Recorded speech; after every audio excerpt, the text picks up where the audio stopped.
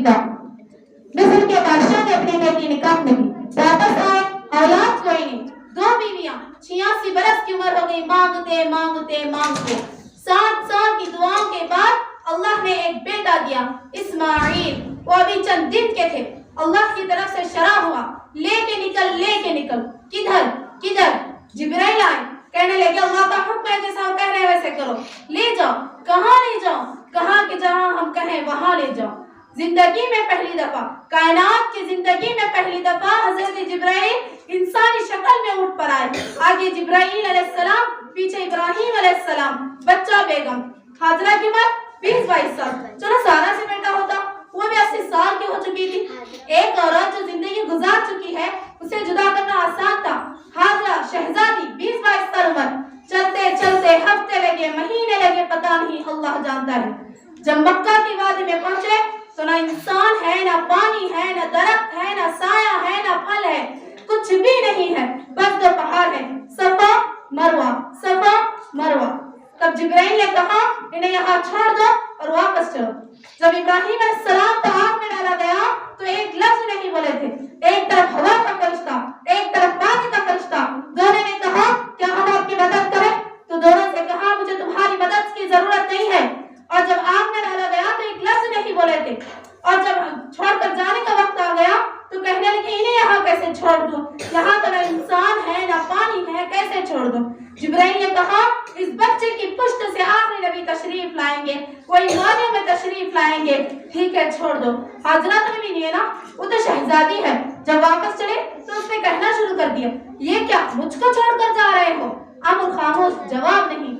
ہائے میرا اللہ کہتا ہے تجھے جنت دینی ہے، حاجی کو صفا مروہ پہ چڑھتے وقت یاد کرنا چاہیے ہم تو بڑے آرام سے چل رہے ہیں۔ وہ ایک پہاڑ پہ چڑھتی اترتی، دوسرے پہ چڑھتی اترتی، انہیں پتا تھا اللہ کی قسم کوئی انسان نہیں، لیکن بچے کا تڑپنا دیکھ نہیں رہی ماں، دیکھنے کی ضرورت نہیں۔ صفا مروہ 7 چکر کے بعد وہ ہمت جواب دے گی، اگر ہمت ہوتی تو شاید اور چلتی، اور بے بس ہو کے گری ہے۔ آخری نظر اپنے بیٹے کو دیکھنا چاہا کہ میں یہاں مر جاؤں، اسماعیل وہاں مر جائے، نہ وہ میرا مرنا دیکھے نہ میں اس کا مرنا دیکھوں۔ جس امت کی بنیاد آج اتنی بڑی قربانی پر ہو، آج اس امت کا سود کے بغیر گزارا نہیں، جھوٹ کے بغیر گزارا نہیں۔ سارے بازار کے تاجروں کو پوچھو کیا جھوٹ کے بغیر گزارا ہے؟ میں وکیلوں کو کیا کہوں، قانون ہی کالا ہے، وہ کہتے ہیں جھوٹ کے بغیر سیاست نہیں۔ کہاں سے لائے ہو علم، کس کو جھٹلا رہے ہو؟ اپنے نبی کو کون سے پیمانے بنا دیے تم نے؟ میرے نبی نے فرمایا میرا امت کی ہر گناہ کر سکتا ہے، ایک جھوٹ کبھی نہیں بولے گا، ایک دھوکہ کبھی نہیں دے گا۔ ساری دنیا جھوٹ اور دھوکے کا کٹر بن گیا، بازار، شہر، دیہات، منڈیاں، مزارتیں، سزارتیں، جس ملک کی عدالت ظلم و ستم پر اٹھ رہی ہو۔ یہ حاضرہ کا قصہ اس لیے ہے کہ تم اللہ کے لیے ہر چیز قربان کرو۔ اللہ قربانی ہر ایک سے نہیں لیتا، وہ حسین جیسوں سے لی، وہ ابراہیم جیسوں سے لی، وہ صحابہ سے لی۔ وہ گر گئی کہ میں یہاں مر جاؤں، اسماعیل وہاں مر جائے۔ ایک ایسی الوداعی نظر ڈالی تو میرے رب کا غیبی نظام حرکت میں آ چکا تھا۔ وہاں ایک خوبصورت نوجوان کھڑا ہوا ہے، ماں کی ممتا نے پھر انگڑائی، پھر دوڑی، ساری تھکاوٹوں کو بلا کر، پھٹے ہوئے سینے کو بلا کر جبریل نے پیر مارا، بچے کی ایڑیوں سے زمزم نکالا، پانی کا چشمہ نکالا، اور غائب پانی ابل رہا تھا۔ اس نے کہا زمزم زمزم، عبرانی زبان میں زمزم، رک جا۔ میرے نبی نے فرمایا اللہ میری ماں کو بھلا کرے، اگر وہ زمزم نہ کہتے تو اللہ پورا دریا بنا دیتا۔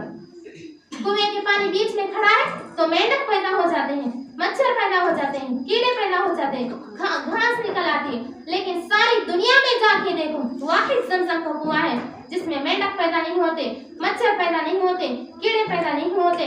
یہ میرے رب کی مدد کہ تم اللہ کو راضی کرنے کے لیے قدم اٹھاؤ، وہ تمہارا ہاتھ پکڑ لے گا۔ وآخر دعوانا الحمدللہ رب العالمین۔